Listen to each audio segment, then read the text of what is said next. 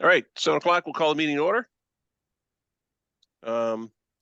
See, first up is the approval of minutes of the last meeting. I know Ben's not here, but I think we have a quorum to approve them. Yeah. Is there any edits, modifications? Nope. Kevin says no, Melinda says nope, okay. So do I hear a motion to accept the minutes of November 16th, 2023? So moved. I moved. Okay, is there a second? Second. Okay, all in favor? Zulik, Yes. Barrington, Yes. Upton, Yes. Pasamato. Abstain. Okay. All right, so first up, we have public hearing notice of intent, 20 Sears Road, map 64, lot 2. In accordance with the Wetlands Protection Act, Mass General Laws, Chapter 131, Section 40. In the Southborough Wetlands Bylaw, the Southborough Conservation Commission will conduct a public hearing on Thursday, December 7th, 2023 at 7 p.m. By a virtual Zoom meeting. The commission will consider a notice of intent for a project located at 20 Sears Road, map 64, lot 2 for the applicant William DePietri. The project description is to daylight a stream channel by removing a pipe and creating a channel within upland buffer zone.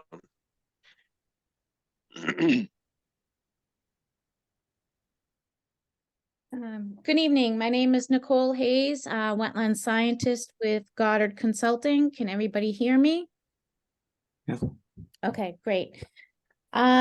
So the project before you tonight is the daylighting of a stream channel that during the last ANRAD for 20 Sears Road, we have found out that in the past a farmer had used this area to hay fields, and as a result he had culverted a stream channel, and we were asked to daylight the stream channel as a result, and this is what this notice of intent is about. We did get some information back from DEP. I would just like to go over that a little bit. The DEP made the following comments. They said that the stream channel should be restored to its natural condition. They didn't like the way that we classified it as a grassed swale or waterway on the plan. But in the past, in the 2001 and 2005 aerial photographs, that swale was actually in the grassy upland. It's all within buffer zone. It's not within a resource area. So to return it back to natural conditions, it will be an herbaceous swale. I mean, it won't be lawn that it's going to be seeded with the banks, but it will be a gravel bottom or some type of sandy loam bottom, the same material that when we excavate the existing culvert and pipe that's there, we will form the banks with that material. So the banks will be of the same material that is there, but in the end, we will vegetate it with either an erosion control mix or a conservation mix to redo the natural conditions. So that's addressing that comment. On Mass DEP, they also talked about including erosion controls and best management practices. And we have actually on the plan, it states that we'll be using a silt fence, and it has the details of the silt fence and how it's going to be installed. And the BMP, there's going to be a temporary water quality swale until the stream channel is formed and established. That will be in there, and that's also on the plan, which I can bring up if I have screen sharing abilities. Would you like me to do that? Let me see if I can do that.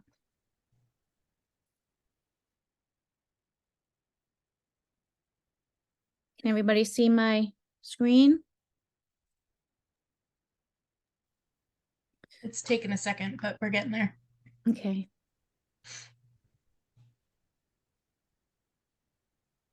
It says that it's sharing. Yep, you're all set. Okay, so if I can move it, can't. I don't know if you guys can see behind your faces here.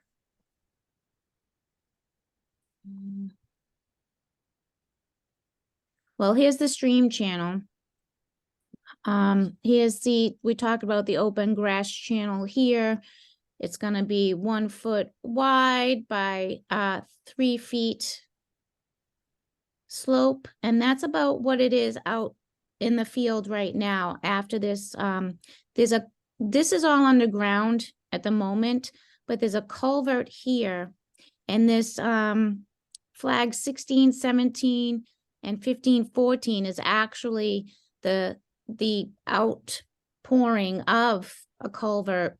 So, and this is the other culvert in here, and we will be, taking out that pipe and just creating this channel within here.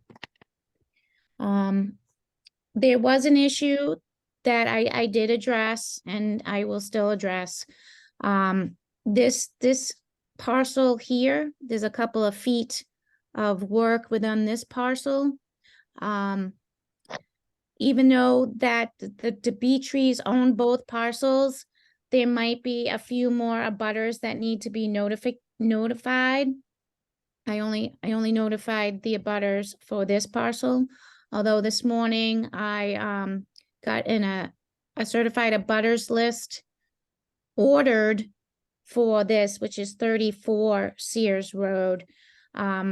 She told me that the list will be done on Tuesday, in which on Tuesday I will, it's probably only 1 or 2 other abutters, but on Tuesday I will notify those abutters as well, which will be within the time frame of the next hearing.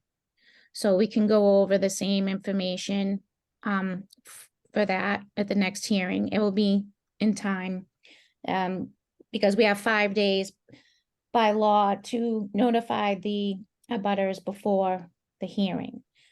The final comment that DEP made was talking about dredging. And there's no dredging that's occurring here. I feel like they thought that the stream was inside a wetland. They just didn't understand, I guess, that this is only within buffer zone. There won't be any dredging done. The swale is gonna be formed back to what it was originally. And that's the goal, is just to restore it to what it was before. The engineer of record was Robert Duff, and he has recently left Greer and Hellnon. So I contacted Greer and Hellnon this morning to ask, because I wanted the engineer to also be present to answer any questions that you may have about the construction or any other BMPs or any type of engineering questions. So Greer and Hellnon told me that a new engineer will be assigned to this project prior to the next hearing. So that way, if you do have any questions, we can address it at the next hearing. Of course, I'm not thinking that this will close tonight. And it's more of an introduction to the project. We will go over it again when all the other abutters have been notified, and it's just, I just wanted to give you an update on the project. Okay, thank you. So, yeah, we can't actually consider much more of this application Right. tonight because we don't have a complete abutters list. Understood. So it'd be inappropriate to do that. Also, given the fact that the engineer that prepared this is unavailable and is no longer with the firm, that presents a little bit of an issue as well. Okay. That said, though, our consultant, Joe is here. Joe, do you have any comments that you might want to put on the applicant's radar screen here for the next hearing? At this point, no, we haven't yet completed our review of the project. I thought I'd just kind of listen to the responses today to the DEP comments. I expect I'll have the review completed tomorrow or Monday at the latest.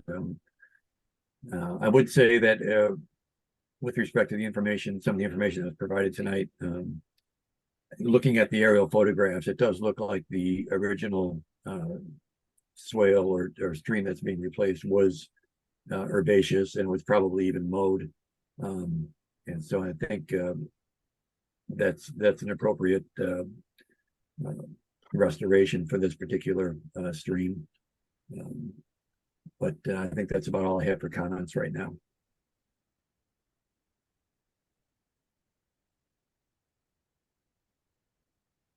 All right. Okay, thank you. At this point, any other comments from commission members? No. Okay. See, nobody's coming off mute, so I guess not. So this is going to be continued to the next hearing. While we get the I's dotted and T's crossed. I think at this point it was just an introductory dissertation as to what's going on here, and we'll just continue next hearing. That is fine with us. Okay. Do we hear a motion to continue? So And when is the next hearing, Melissa? January 4th, 2024. 2024. So do we hear a motion to continue to Jan 4, 2024? So So moved. moved. Second, Second. all in favor? Zulik, Yes. Barrington, Yes. Upton, Yes. Pasamato. Yes. All right, thank you. All right, thank you very much. Okay, next up is public hearing, request for determination of applicability, 104 Sears Road, map 29, lot 1. In accordance with the Wetlands Protection Act, Mass General Laws, Chapter 131, Section 40, and the Southborough Wetlands Bylaw, the Southborough Conservation Commission will conduct a public hearing on Thursday, December 7th, 2023 at 7:10 p.m. by a virtual Zoom meeting. The commission will consider a request for determination of applicability for a project located at 104 Sears Road, map 29, lot 1, for the applicant and owner, Zachary Bemis. The project description is the renovation of an existing house with associated site work. Good evening, Peter Bemis You are here. not Zachary. I am not, but I am here to ensure that I can get him out of my house again. You are much older and grayer. I got him out once and he came back, Mark. So you know how that is, right? They're boomerangs, Peter. They're just boomerangs. Boomerangs for sure. For sure. I told Melissa this was a meeting I wasn't gonna miss. So do you wish me to share screen, or Melissa, are you ready to share screen? It's up to you. Do you have it ready, or I have No. it ready if you want me to put it up. just put it up then? I'll let you do it. Okay. I'm afraid of my internet connection failing me here. So great, thank you. So this wetland is on the south side of Sears Road. This lot is located on the north, and the existing cesspool has failed, so there'll be a replacement soil absorption system on the north side of the house. And then there's stormwater management that's being proposed for the additions that are going to also take place on the lot. Those are located on the east and west side of the building. Little bit of grading work in the front, pretty much keeping it to grade. We're trying to minimize how much cut and fill occurs here. There'll be some retaining walls that have to be constructed and retaining most of the trees that are already existing along Sears Road. So the buffer zone does extend through about the midpoint of the house on the east side, and on the west side, starting to come to the front a bit. But that's pretty continuous there. And the wetlands are very well defined at the Toa slope, again, on the south side of Sears Road. There's really, no reason for any sediment to migrate there. I know there was a comment from the peer review on observing leaf matter that's there, and I volunteered Zach because he hasn't lived here, so it's not his leaves, but they could have come from his lot by the prior owner. I don't know exactly where they were. They were near a utility pole, I think. But I committed Zach to doing the cleanup there, so we can take care of that, and then ensuring going forward there would be no problem with that. We know what to do with the leaves properly, not put them in the wetland. I think that pretty much does it. I mean, the site has erosion control. It's we've got it all throughout, even beyond the buffer zone, because there's some trees to remove and a septic system to construct. So it's just prudent to have protections around if you're going to move dirt. Well-drained soils here. So shouldn't have a problem infiltrating stormwater either. Be happy to answer any questions. Thank you. So is the wetland in question here only across the street? Yes, that's it. And honestly, I'm not asking you to make a determination on the resource limit. Just the fact that we won't impact it with the proposed activities. Okay. The other thing you mentioned was north and south of Sears Road. That confused me. Isn't Sears Road run north and south, and it'd be east and west we're talking here? Yeah, Melissa, if you can pan out a little bit, see the north arrow there? So it's just, sure, if you want it, it does swing around a little bit, Mark, so All right, so that must be where the road kind of twists and turns. Having lived on the other side of the street, and I would just always think about the backyard was always south. So Okay. to me, this is the north. So sorry about that orientation description, but generally speaking, so it'd be northeast, southwest. Okay. Yeah, so I haven't been down here, but I'm guessing this is more towards the Marlboro end. Yes, it's so there's a small road that Wolfpen Lane down that way. Wolfpen is just south of this. Yes. Okay. So these are the All two right. small brick ranches that are there. One is right at the corner of the small connector road that goes out towards the Fay Fields. I think they're Fay Fields, or they might be St. Mark's Fields. Yeah, what's that, Stowe Road? Stowe Road. Thank you, Mark. I just couldn't remember the name of it. Yeah, okay. I'm with you now.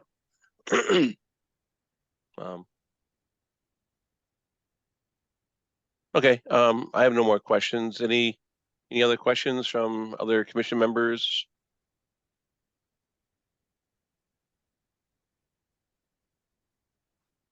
I'm seeing no. No. See, Elizabeth has another set of eyes there. Yeah, I have my helper with me. He doesn't have any questions either. Okay, good. We'd entertain him if he did. Yeah, recruit him early. This is good. Okay. To me, this seems pretty straightforward. Any questions or concerns from the public? If you want to speak, raise your hand. Melissa will let you in. Seeing any hands? I see nothing. Okay.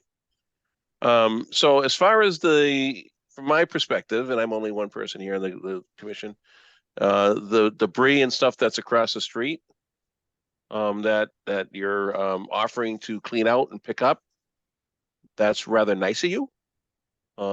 As a commission, we can't require you to do that, right? We don't know that it came from here. We don't know where it came from, and it's not your property. So, if you want to clean that up, it would be greatly appreciated. Okay, no problem. But we can't condition that.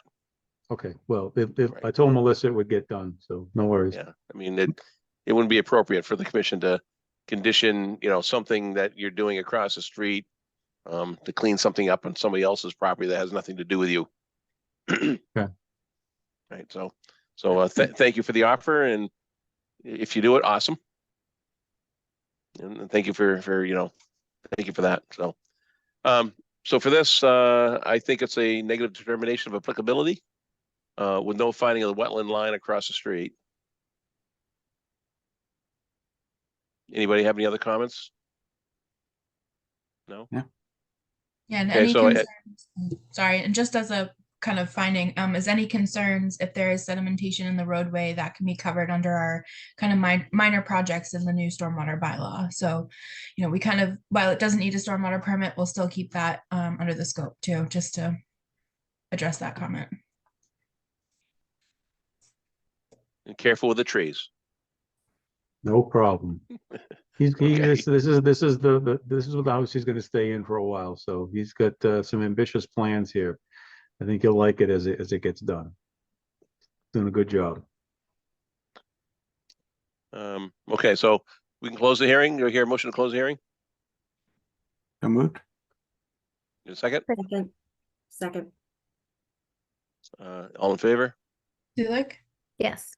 Barrington, Yes. Upton, Yes. Passamato. Yes. Great. Thank you very much. Have a good night. Take care. We Night. want to vote on the negative determination at this point? Oh, sorry, you didn't do that yet. So do we hear a motion to issue a negative determination of applicability with no wetland line determination and finding across the street of Sears Road from this property? You can word that better than I just said it, Melissa. Got it. So moved. Is it a second? Second. All in favor? Zulik, Yes. Barrington, Yes. Upton, Yes. Passamato. Yes. Great. All right, thank you. Good night. Good night. Night. Okay. We're at 7:22, so we can deal with 7:20 notice of intent. 78 Main Street, map 58, lot 18. In accordance with the Wetlands Protection Act, Master Laws, Chapter 131, Section 40, and the Southwood Wetlands Bylaw, the Southwood Conservation Commission will conduct a public hearing on Thursday, December 7th, 2023 at 7:20 p.m. by a virtual Zoom meeting. The commission will consider notice of intent for a project located at 78 Main Street, map 58, lot 18 for the applicant Peter Bauer. The project description is to construct a detached two-car garage within the FEMA floodplain.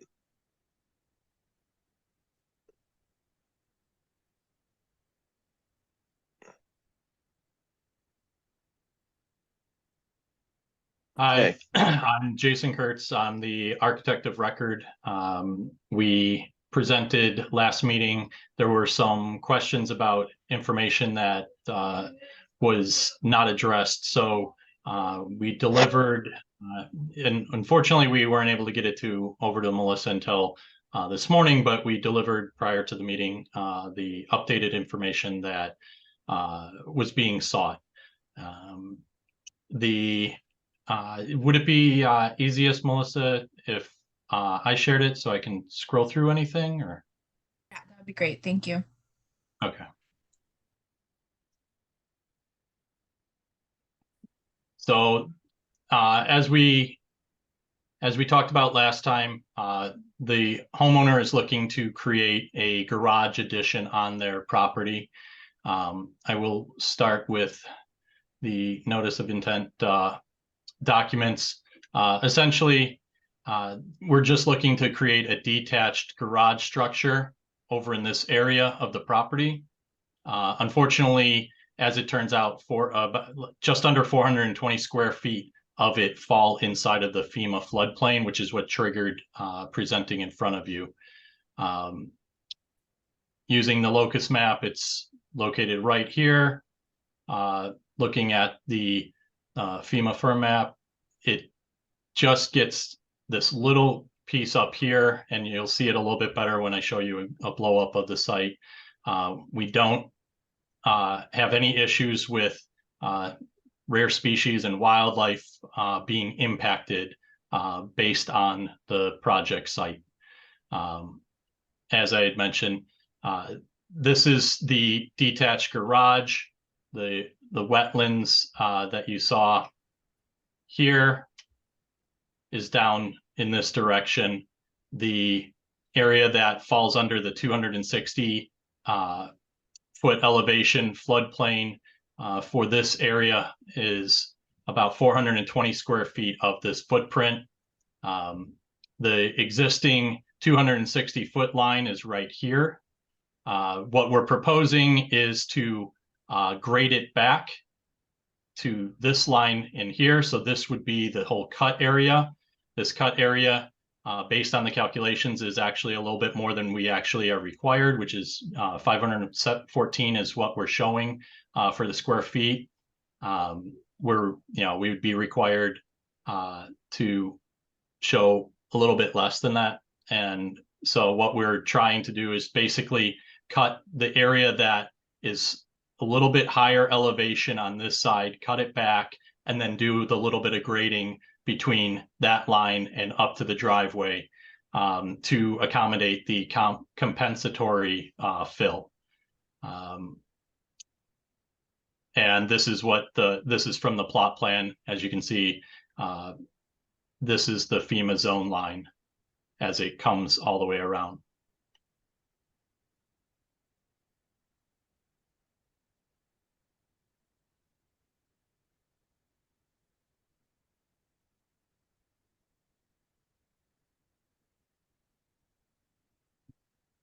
So we received the plan today. And that's going to be sent over to Lucas Environmental, Melissa? Yep, I sent it to Joe this morning. I know he was in the field. I'm not sure if he had a chance to look at it. Mr. Russell? So Joe, I did have a chance to look over the revised information. Just had a few comments if the commission wants to hear those at this point. Yes, sir. So the first item was that I noticed in the project narrative, the FEMA flood zone elevation is described as 260.2 feet, and then the plans use 260.0, 260 feet. I was just wondering the discrepancy, if that can be described. Also, just a typo in the narrative, the flood zone was referred to as 206.2 feet in another location. That was just a typo with the reversal of some numbers. In my previous memo, I had noted a number of items that were missing on the Form 3, and those have largely been included. We're still missing the plan information on Form 3.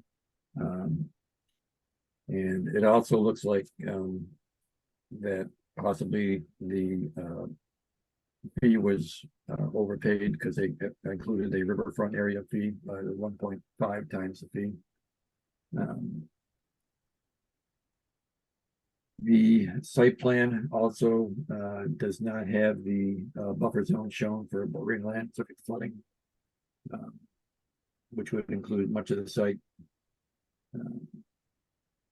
I think that's pretty much what I saw from my quick review today. In terms of the buffer zone item, we talked about it a little bit last time, and it was discussed about how if I recall, it was based on items that the stream that is off-site to the south, and based on the elevations of everything. If I recall, the committee had mentioned that they were comfortable with the buffer zone, where it was located in terms of the site, in what we were doing and where the buffer zone line was. We do show the buffer zone on the site plan or on the plot plan. Yeah, through the chair. Yes, please.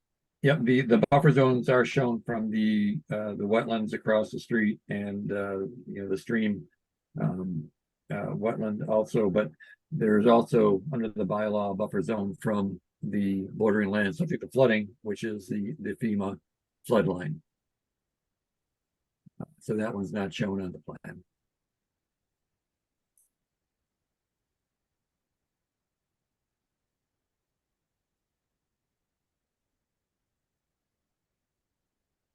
Any questions with respect to that or additional clarity? I honestly, I have no idea in terms of what the difference of the wetlands, the FEMA, where that buffer zone line would be. I would have to refer to the civil and survey that we spoke with. I don't know how it impacts the site any. The site in general is, I mean, the project location sits quite far away from any wetlands, and in terms of the FEMA portion of it, we are meeting all of the square footage and compensatory storage. So I'm not sure how the buffer line plays a role. So I think what Joe was getting to is that under our bylaw, much like the 100-foot buffer zone line from the wetland across the street is shown, there should also be that 100-foot offset line from the floodplain. That just should be shown on the plans. That's just, I think, what he was getting to. So would that, but 100-foot from the flood zone would be like on other people's properties, it wouldn't it? I mean, 100-foot from the edge of where we're at, it would cover the entire lot. So I don't know how you would show it on a plot plan without showing like the entire neighborhood. It's just within that property. So much like how on the plan you've submitted, that 100-foot buffer is in green, is just within that property line. So it would then, have the same effect, but off of the FEMA floodplain line as well, in addition to. So just for demonstrational purposes, for the most part, in terms of what's required under the bylaw. Gotcha. So it's just, so you're just looking for an additional graphic showing that 100-foot wetlands buffer on the FEMA map? On the site plan, so hold on, let me share this real quick. All right, so so this is the 100-foot buffer zone line from the stone line across the street from Parkerville. So essentially it would be the same effect from this line. It would have, out here, it would be follow the same line, 100 feet out. So it just kind of shows on this site plan what would be jurisdictional on the site to the commission, both under the state regs and our local bylaw. Because the state regulations doesn't add the 100-foot buffer zone to the floodplain, but our town bylaw does. Okay. So, I mean, essentially it would cover almost the entire lot though. I mean, it would be a small corner potentially of the upper, like, I don't know, what, 15 feet maybe in the front of the lawn, I guess. Probably, but it's a matter of, having the plan reflect what is required. And have that be in monument, right? So that, I mean, the plan gets recorded. Right? And when the project is done, there'll be a request for a certificate of compliance that will have to be adhered to, and that certificate of compliance will be compared against what the application was originally to make sure that it's in compliance. So that's why these details are asked for. So is there any way to add that after, like, as part of a condition? Like, since it's not really playing a role in a determination? Well, it's difficult because the plan gets recorded, right? So the plan is stamped by an engineer and signed. And it gets recorded at the, Worcester County Deeds Office. I'm not talking about for the registrar. I'm talking about from this meeting, if approval is given with conditions that before the stamp plans with the Register of Deeds, that line is shown on the plan to satisfy the committee. So that we don't have to essentially push everything off another month to meet to get the line shown on that drawing. That's all I'm asking about. Let me think about Since that. since it isn't like impacting the overall project. It's more of call it a bureaucratic like paper trail to document. Mark, if There is it still helps. a 3-week appeal period, right? Not that I think anybody's going to appeal this, but if you start working prior to 21 days appeal period, you are, at risk of an appeal. You're aware of that, correct? Yeah, okay. Yeah, of course. I'd be If it- This is comfortable- just something that we would make sure to add onto the drawing if everything is approved tonight before anything is registered with the county.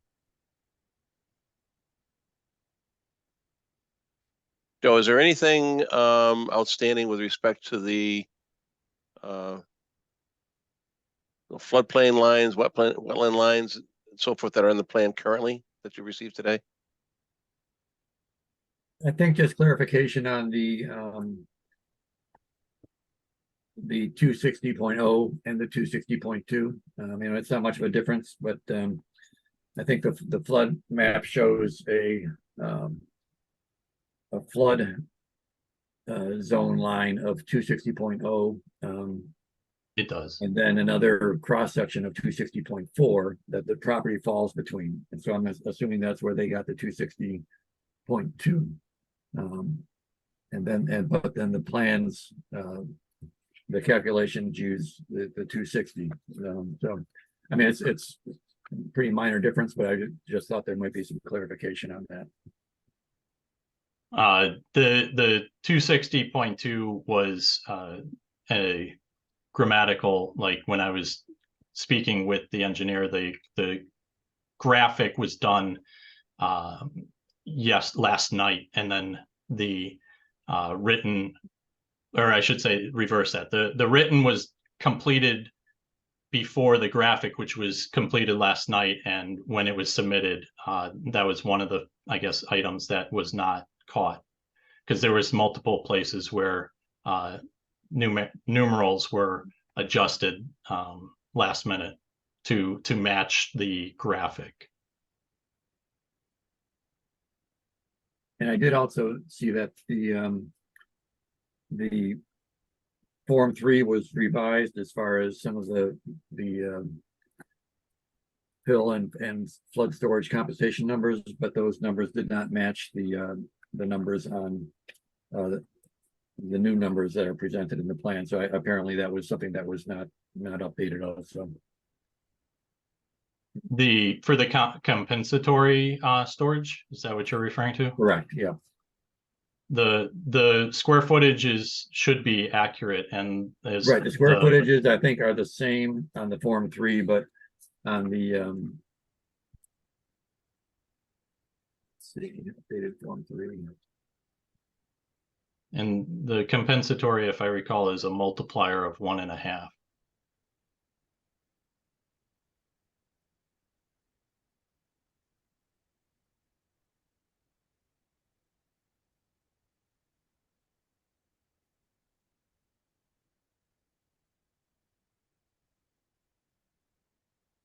So, while Joe is Yeah.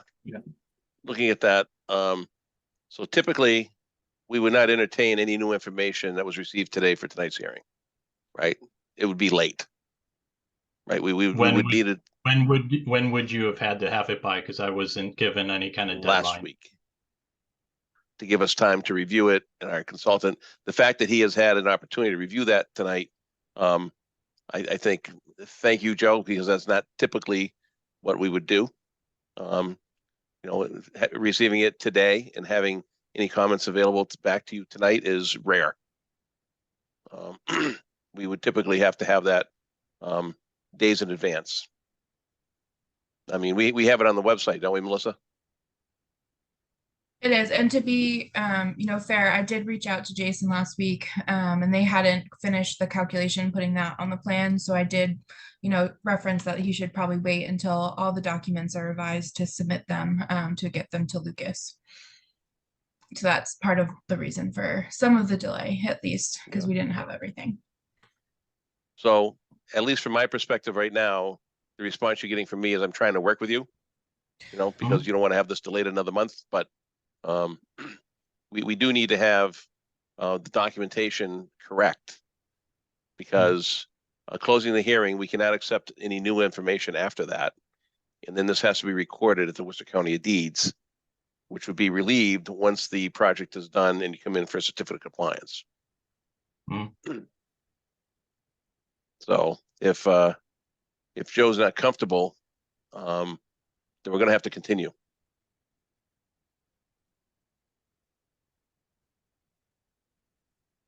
Not to put any pressure on you, Joe. Yeah, I think, the buffer zone line, I think that's determination for the commission. I think most of the other items are really typos or the same numbers were not put in the same in the location. So the Form 3 numbers show 630 cubic feet of lost flood storage and 771 cubic feet of replaced, and the plans have different numbers: 257, 147 cubic feet lost and 257 cubic feet proposed. And I think the plan numbers look like they're right. I think it's just the numbers on Form 3 were not transcribed correctly. They had the correct square footage, but the cubic feet seems to be off. So I think that's more of a typo. But I think based on what's on the plan, the compensatory storage looks adequate. Okay. Mark, not to give more things to contemplate about, but if it was, because if it ends up being mostly administrative, it's something that you still want the 100-foot buffer on the plan. What we have done in the past for strictly administrative requests is to close the hearing, issue the permit, but have the condition that the issuance is not until those materials are received within that 21-day period. And then once those are received, that's when I release the order of conditions. The issuance date is the date that I release the order. The one thing that is, because we have more than 21 days between this and our next hearing, just specifying a finding that, if that is not, I don't know if there's a way to condition that to protect ourselves, if that's not submitted, whether it turns into a denial, I'm not sure, because of that time period. But that is one option that we could do. If Jason, you think that plan, could be submitted in the next week or so, then, that's not as much of a concern. It's just if it's going to take more than 21 days, then I would recommend holding off. But if you think you can get it in sooner. I'll speak with them tomorrow morning, and by, I would say by mid next week at the most, we will have the graphics corrected to include that, buffer of the FEMA line. And we can certainly condition, any perceived typos as being updated as well. Yeah, I can update all that stuff, and submit it all as one. Okay.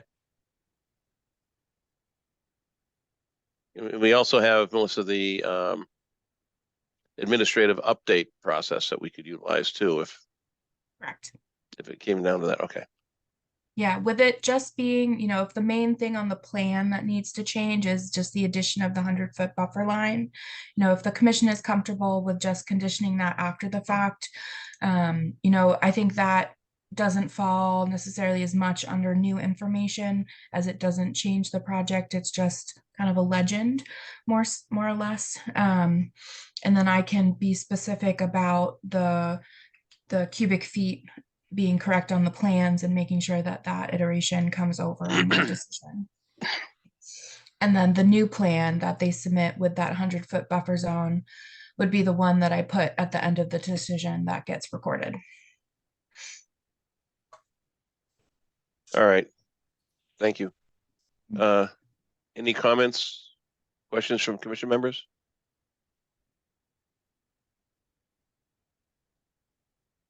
No, that sounds like a good approach. Rather than having to wait another month and come back and do this over a line on a plan that we can all imagine is there because it's pretty much takes up a whole lot.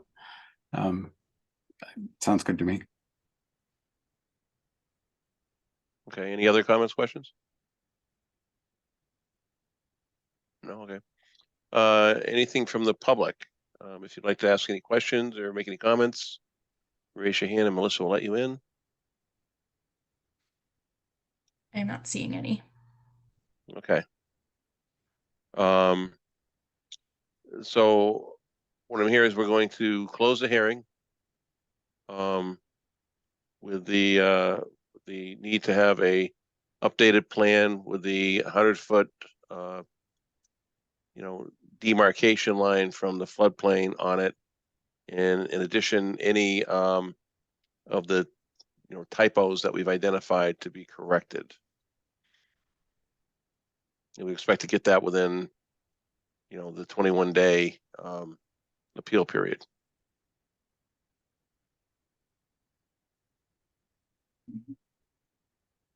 All right, do I hear a motion? So moved. Is there a second? Second. All in favor? Did you say my name? Yes. Yes, sorry. Okay. Farrington, Yes. Upton, Yes. Pasamato. Yes. All right, thank you, folks. Thanks for Have a good thanks, evening. Joe, for looking at everything. Yeah, Jason, I'll send you an email tomorrow and just reiterate, the specifics that I need, and we'll tag team from there. Okay, not a problem. We'll take care of Thank it. Thank you.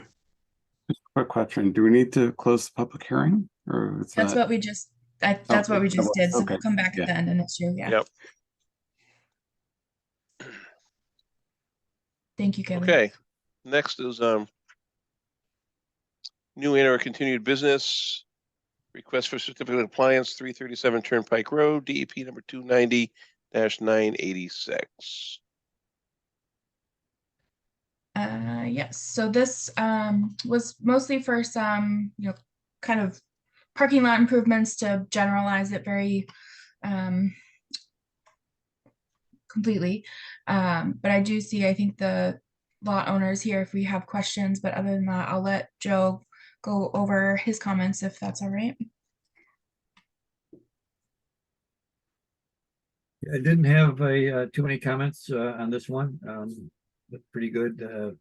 I think the differences that were noted in the request, we concurred with those observations.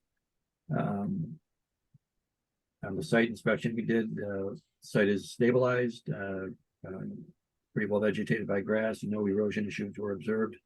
The erosion control barrier has been removed. And I think that's pretty much the comments we had on that one. And my only notes was I did reach back out to the engineer twice asking for the stormwater inspection reports. So I see Ben Stevens here. Maybe if you can have Bruce send those over. Those are supposed to be done yearly and submitted to the commission at the end of each year. And I didn't have any in the file. Gee, I might. Is it okay if I allow Ben Stevens over to talk, Mark? Yes, yeah. Let's put him on the spot. I know. If he hopefully accepts it.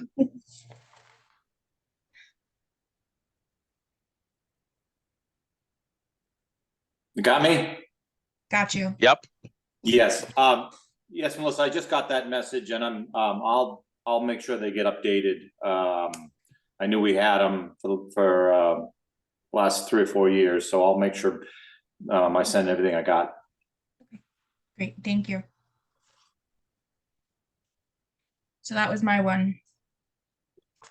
follow up from Joe's comments, I guess. That was it. Okay.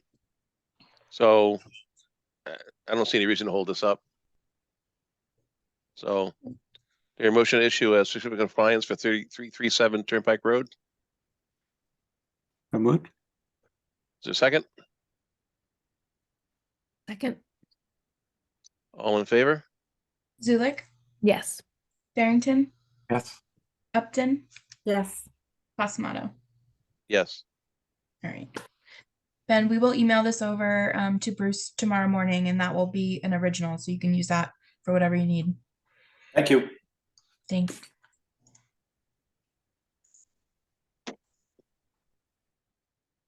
Okay. Next is request for a COC of 41 Oregon Road, DP number 290-1074. Yes, this also was reviewed by Joe, so I will let him go over those comments. The only one that I will add is that the recommendation for some stone in that one unvegetated area between the garage and the pavement has been added. So I verified that today, and that looks good.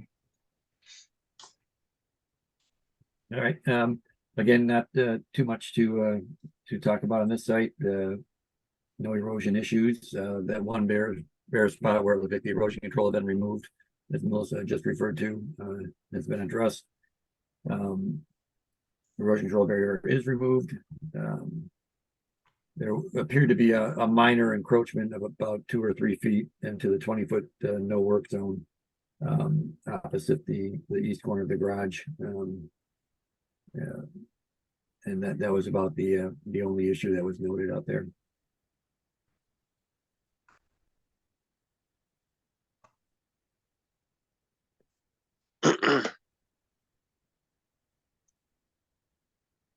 Okay.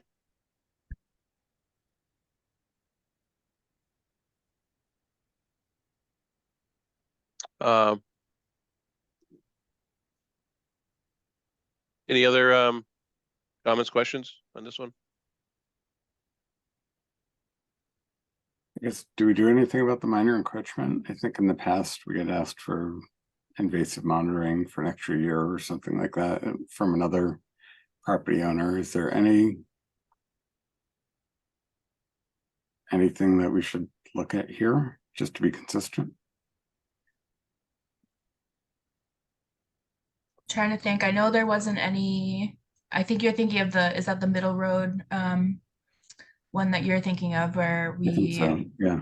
I made the additioned mistake it. of asking. And Yeah, which I just sent them a reminder about, which isn't funny. We didn't have anything specific on this permit that we could explicitly just continue for another year. Our only real condition was about that, 20 foot and the no snow stockpiling, which they put the signage up for. I'm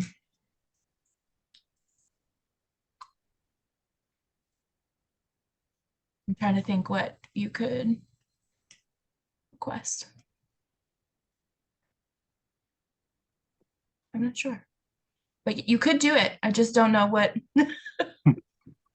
I mean, do we have a invasive situation here? No, that wasn't part of this filing.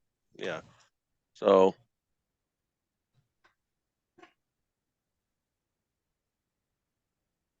okay, I thought I'd ask. Yeah, no, that's a good ask, Kevin.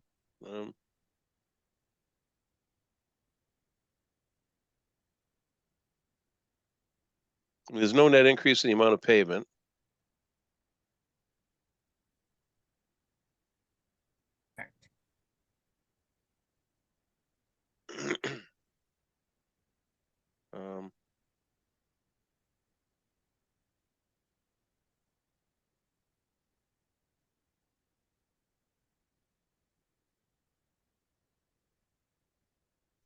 Yeah, it's going to be more intrusive to go fix anything than anything else, I think. Yeah. So I'm inclined to issue the COC. Anybody object? All right, do I hear a motion to issue the COC for 41 Oregon Road? So moved. Is a second? Second. All in favor? Zulik, Yes. Barrington, Yes. Upton, Yes. Basmato. Yes. Perfect. Okay. Okay, next is Park Central ZBA comments for 40B comprehensive permit. Yes, so I have some updates from Laura just on timing. So for Park Central, the hearing was continued until January 10th to give the applicant time to determine how they want to proceed with regard to the covenant with the abutters. The hearing in January will be to discuss whichever option the applicant chooses and how to proceed from there. So essentially at this time, we have put peer review on hold until further notice. So I think we can wait on reviewing further comments for Park Central until we have a better understanding of where they're going with the covenant, because that's kind of a bigger hurdle they need to get over before they proceed with the new project. Okay. And then for 120 Turnpike, the public hearing will be opened on December 13th in the McAuliffe Hearing Room and on Zoom. If anyone is interested in attending, the board will be considering the special permit to amend the 2005 special permit to allow for the driveway to provide access to the proposed 40B locus, and the applicant will be providing an overview of the comprehensive permit application and proposed 40B project. During the meeting, they expect the board and the applicant to determine the next hearing date and subject matter as well. So if we want to wait on reviewing those comments a little bit further, that might be beneficial because the plans might change and they have to make sure that they have legal access to the project before they move forward with their 40B. When you say legal access to the project, So it's a common drive that already services two existing buildings. So they need to get approval to use that existing common driveway for an additional separate lot. Because the lot on the 40B will be parceled out. all right, got it. I think they also have to amend their site plan with planning as well. So they do have some kind of other tasks to get through before I think the meat and potatoes of the 40B is really discussed. Okay. 38 presidential? Yes. I don't really have much on that as an update. I did speak with the homeowner today to follow up. They apologize for the delay. You know, we at the last meeting we talked that we had a little bit extra time now because of winter and dormancy, but did kind of stress that some progress needs to take place. They are still planning to submit the RDA for both the mitigation of the violation and for the play structure and those spot filling. So we are going to be talking more in between the holidays to kind of further that along and to narrow down kind of the spot. Because I did mention after our last meeting with the homeowners, you know, if the RDA isn't submitted, there has to be, you know, something to address at least the violation for now, even if it's just an approved plan, you know, an agreement on areas. So that's kind of where we are. Wish there was a little bit more progress, but they are still being cooperative and working with us, you know, and kind of asking questions periodically to get the full complete application ready. All right. Going down the list, 84 Main. Yes. So after following up this week, I did receive another revised plan. I will share that very quickly. It's essentially the same area, but they did update, and I haven't done a really hard look at this yet. So I apologize because we just got it yesterday, but updating with the transformer pad and even the bollards around it. They did add the square footage for the gazebo, and what John Deli Priscoli described to me was that you know, they're looking for at least pencil approval from the commission on the general area. And then they will continue to do the full as-built. They have been working on that still. But I don't think they changed the compensatory area at all. They didn't do a add up total of the permanent structures within it. So I'm sorry, I don't have that hard number to give you on what the ratio is.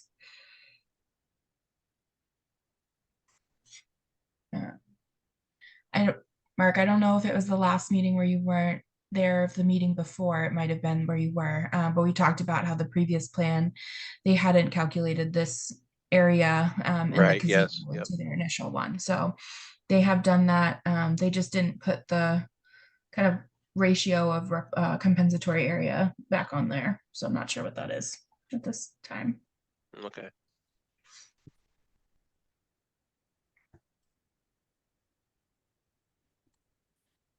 Are they living there now, do you know?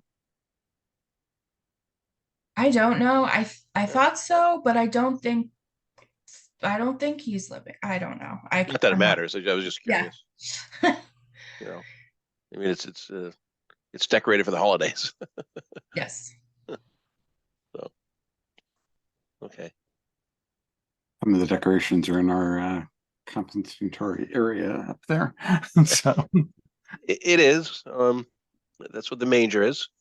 yeah, Um, as long as it doesn't become a permanent structure, I guess that's okay. Yeah. So, yeah, it looks like it was, I don't know how they moved it there. It's rather large. He has his ways. Yeah. So, okay. All right. So I can do a little bit more looking into it. But are we still okay? I think we're still okay with the general area, just ensuring that it's a proper, ratio for what they've encroached upon versus new. So I can bring back to them, that it seems in line with what we've discussed, after I kind of do the math myself. Is there anything else you want me to bring back to them for the next meeting that you want to see? I hate to bring it up, but at the historical meeting the other night, all those trees that were lined up along the road there were discussed, and I think the restriction says native species only. I'm not sure if those are or aren't, but that's a question that jumped into my head. Okay. Yeah. All right. Maybe too late to bring that up. So Never too I late. forgot I raised it. So. No. Yeah. Okay. I'll take a look at that. Yeah, I thought they were going to fine them for that. Not true. Historical. Yeah. I'm Or not sure. they were doing some sort of, I think, outreach. Yeah, I think they're assessing, because the historic preservation restriction states that like the property has to be viewed by the public. And I think part of the discussion was some of those trees would block the views of the property. So I'm not sure where that ended up, but I can definitely find out if the commission wants kind of an update from historical, on where they are in this process for the next meeting. I think that'd be helpful.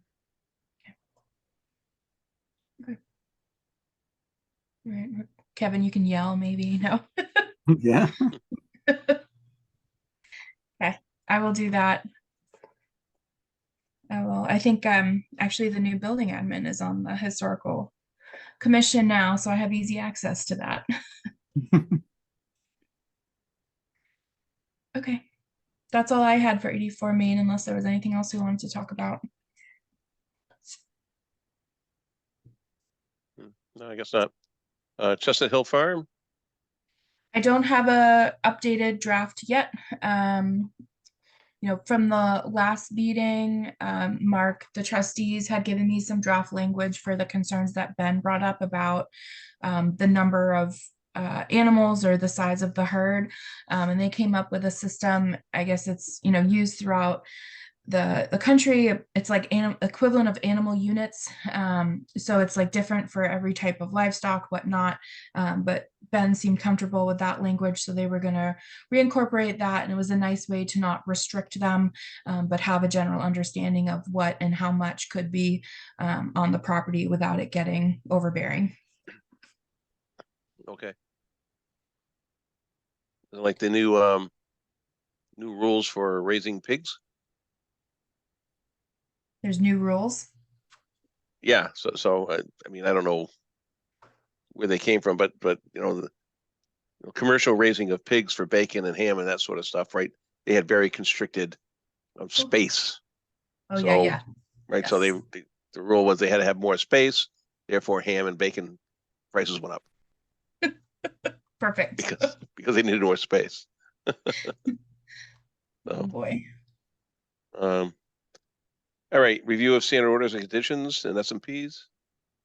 Yes, so I did, not much has changed since the last meeting. I just added some clarification. If that's something we want to go into a little bit more in depth tonight, I can share those changes, but essentially I just put in a couple special conditions that I think were appropriate from our other, review in other towns. I added in about, I think, how we've kind of discussed tonight, how I now include the plan on the order at the very end. I found that seems to be one of the better ways to keep track of approved plans. A lot of things that I run into when COC requests come in that are old, trying to track down some of those approved plans can be difficult. So at least if it's in an 8.5 by 11-inch format at the end of the order, it may not be perfect clarity, but there's a general understanding of what was approved.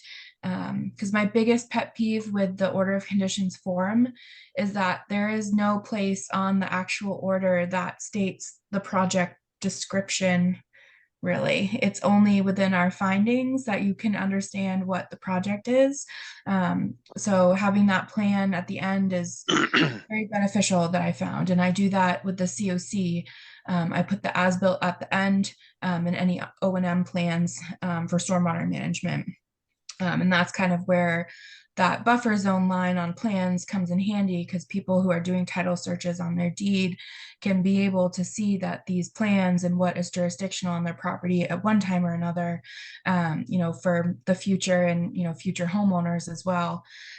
So I added that more clearly within our special conditions, just in case we do have bylaw only permits, just to ensure that that's covered. And this adding in the specific sentence that if work is begun prior to the recording of the order, an enforcement order may be issued, to stop work, as is our common practice, but just to lay that out. I just kind of combined two special conditions about the contractor affidavit just for clarity, as the responsible person on site. I added in just that the use of hay is expressly prohibited. That kind of wasn't anywhere clearly within our conditions. And then I added in about the concrete washout locations, if required, to have those areas approved by myself or the commission prior to construction, so we can limit those, kind of haphazard piles throughout the property, and prevent, issues to wetland resource areas. One thing that I think would be useful and was in our conditions, but maybe not as called out or utilized, by myself or the commission, was if there's a change in ownership of the property, to have the new homeowner submit a homeowner agreement that they understand that there is open permit on their property. There are jurisdictional areas, and because they are now the responsible party as the property owner, ensuring that they are notified that this, item exists. So having that within, 30 days, and it'd be the responsible of the seller to get the buyer to do so. One thing that I wanted to put out to you to think about is, with that condition, if that is not done, if we are concerned about a violation, you know, technically we could say it's a violation if that was never done, but if the property is already sold, then the violation is to the new homeowner as the property owner. So something to think about, I think, as we continue to review this, of how we want to bridge that gap in the future, if that's something we want to start doing. Because I think the goal is to, have educate new homeowners that have wetland resources versus, just hit them with, you already violated your permit even though you haven't even moved in yet. So there's some balance that needs to happen. But I think that was the gist of it. I think I just added some things about stockpiling and, if they're going to remain for more than 30 days and not be touched, then it needs to be seeded and stabilized, which is in our stormwater regulations, but not necessarily just wetland regulations. And then making sure that the flags on the wetland edge stay in place. We talked about foundation drain, not daylighting within 20 feet. And one about if the installation of underground storage tanks are not shown on the approved plan, then they are expressly prohibited. That's something I think we ran into on Lovers recently, and have in the past. They think because it's underground, somehow it's fine. So having that in there as well. And then I think that was pretty much it. So if we want to take a look at those for the next meeting, if there's anything that jumps out at you. And again, I wanted to get any changes to the conditions themselves before we go in and kind of just do general housekeeping, because I think some of them could just be a little bit clearer. But I didn't want to have too much going on at once. So we could determine what was new, what was old, and what's just a little bit of a typing update. So some good reading over some eggnog. Yes. There was a good summary too. Some of those issues are definitely things we've been talking about, so we will look for them. Perfect. There you go. Okay. All right. So I can move on to my agent report if you would like. Please. All right, so 10 Overlook, they finally got their blessing to continue their work. I inspected their new erosion control, so they are on their way. 5 Corderville, the house was demolished this week. Site work has begun. There was some minor tracking into the roadway last night, so I just sent them a message to make sure that they sweep the road if anything makes it past the tracking pad. Fayetteville Hall, which is 4042 Central Street. Karina, who is the town planner, and I have been ensuring that kind of both of us are on the same page in terms of approved plans and conditions, because there's been some changes recently. So making sure that they have kind of the updated O&M, and just, the project has kind of been taken in phases. So it's been a little glitchy to try and follow along, but we're making sure that everything is in compliance. I got an email from MBTA to let me know that they are going to start mobilizing on the Corderville Dam sediment sampling on December 18th. So they're starting on the dam itself. So the vegetation clearing won't be done until the spring and summer of 2024. And so they will have that invasive species management plan submitted for then. So the work that they're going to start mobilizing does not require any, alterations to get in there for. And then the last one, which I will boot Kevin for a little bit, is Ken's Foods. So the sound wall is almost complete. I think they were expected to be done by tomorrow. So all the footings had been in, they were just loading the panels in. So they had run into some groundwater issues, mostly because the site is pretty flat. So anytime you dig a hole, water is going to go to the low spot. So I was out there a couple times last week. I met with the contractor Columbia and their engineer, Scott Doty, just to, verify that the project was still going, as planned and as designed. I think part of the problem was, they do have some groundwater in that area, but they had started backfilling the crushed stone from the lowest part and going uphill. So essentially they kind of created themselves in their own dam. So water wasn't flowing downhill as much and as quickly as it should have been. So as they kind of finalized bring out the stone, Scott Doty, the engineer, was confident that it wouldn't cause an issue or a threat to the footings, because the concern was all that groundwater in the winter, the water freezes and it would crack and cause intrusions to the footings and destabilize them. So we did kind of troubleshoot a little bit. They were going to put a short length of small perforated pipe in the crushed stone just to help, any water, if there is high groundwater during certain times of year. It's within the limit of work. It's pretty much underneath the sound wall, just very small, was something that they had on site.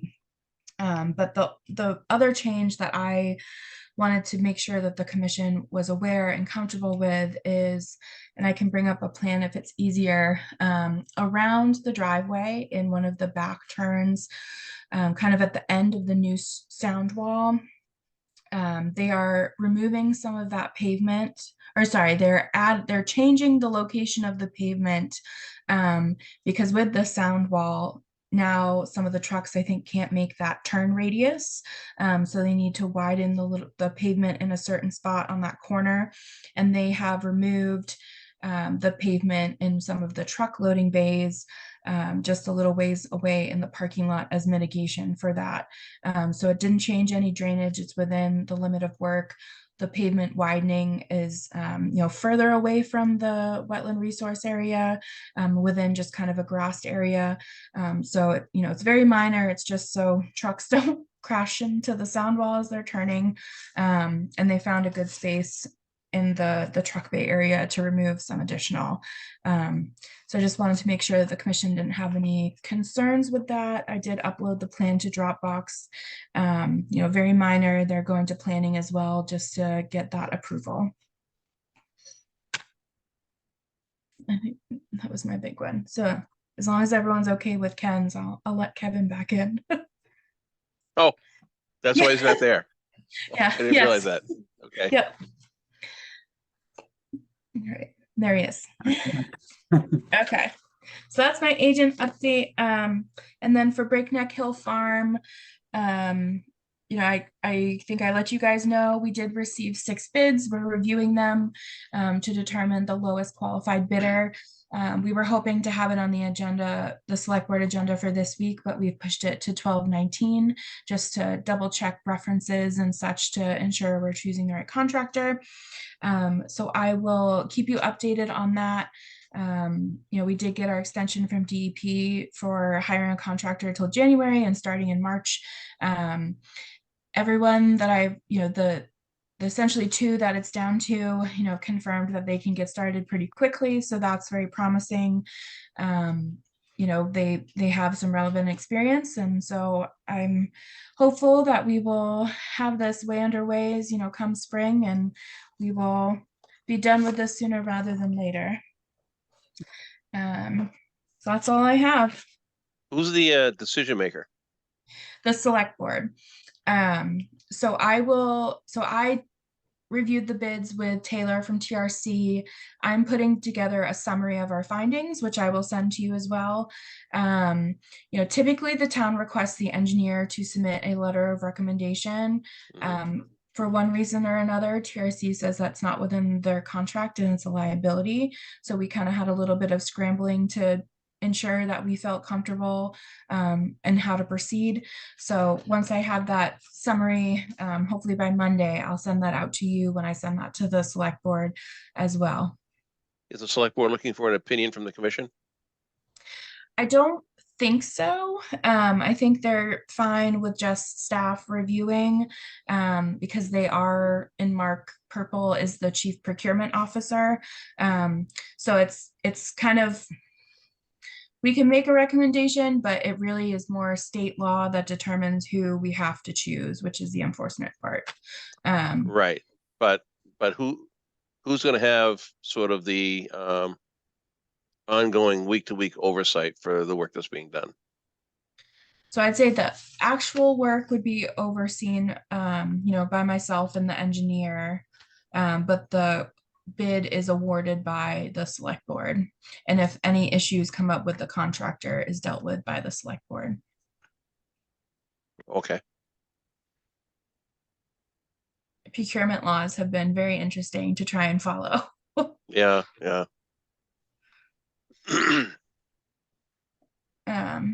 We got it. So, yeah, so hopefully I will, forward off our findings to you guys. Hopefully all goes well for the bid awardment and we can get started pretty quickly, but time will tell. Okay, Perfect. All right, so I think we Good. only have the issuance of 78 Main.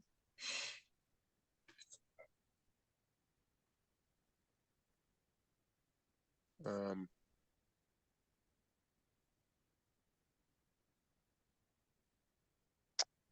Okay, so.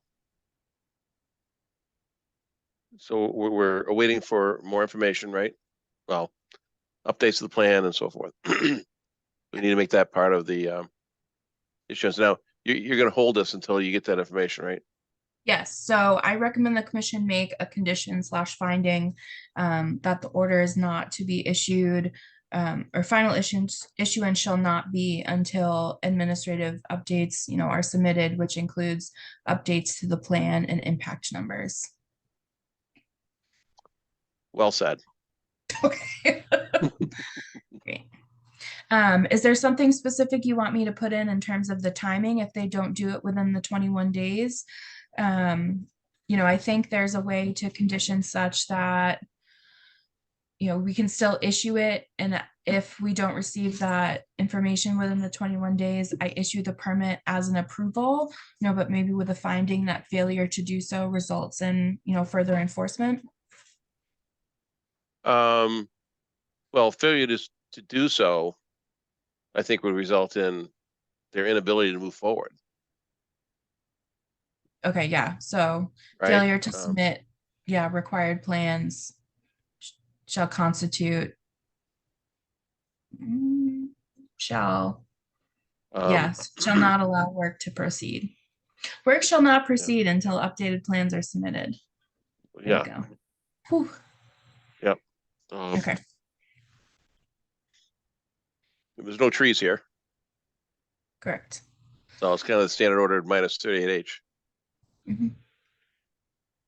Yep. And this too would fall under our minor projects in the stormwater bylaw. So if there are impacts to the roadway, et cetera, that can be taken care of as the project commences. Okay. So do you hear a motion to issue the NOI So moved. as discussed? Okay, there's a second. Second, All in favor? Zulik, yes. Farrington, Yes. Upton, Yes. Fasanato. Yes. Okay. We are set. Okay, so with that, I wish everybody a happy holiday season to you and your families. Thank you. You too. Enjoy and get some downtime. And watch out for that eggnog. Bye, everyone. Thank you.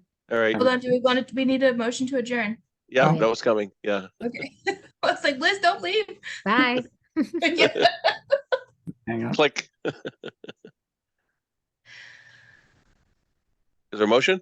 Yeah, move, yeah, adjourn. Okay. A Second, second? Okay. second, All in favor? Zulik, Bye. Farrington, Yes. Upton, yes. Fasanato. Yes. Perfect. Now we can click the button. Now There you you can go. click the button. Bye. Happy Bye all. holidays, Happy everyone. holidays, guys. Bye. Bye.